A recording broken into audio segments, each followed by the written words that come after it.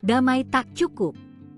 Kejagung tetap eksekusi Sylvester meski berdamai dengan JK. Kejaksaan Agung, Kejagung, bakal tetap mengeksekusi vonis 1,5 tahun penjara yang dijatuhkan pengadilan terhadap Sylvester Matutina meski yang bersangkutan mengklaim sudah berdamai dengan Jusuf Kalla, JK. Kepala Pusat Penerangan Hukum, Kapus Penkum, Kejagung, Anang Supriyatna, mengatakan pihaknya selaku aparat penegak hukum akan tetap menjalani apa yang sudah diputuskan pengadilan. Bagi kejaksaan tetap melaksanakan sesuai dengan aturannya.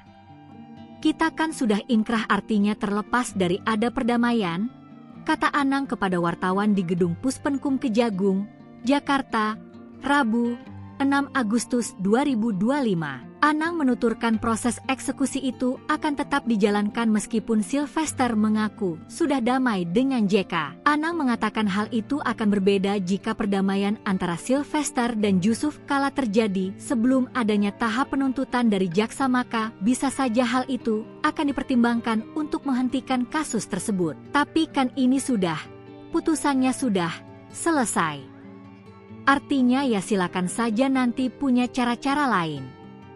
Yang jelas kejaksaan akan melaksanakan nantinya eksekusi terhadap keputusan pengadilan tersebut, kata dia. Anang menuturkan pihak yang berwenang melakukan eksekusi terhadap Sylvester yakni jaksa dari Kejaksaan Negeri Jakarta Selatan, Kejari Jaksel. Pasalnya jaksa dari Kejari Jaksel yang selama ini menangani perkara dugaan pencemaran nama baik tersebut.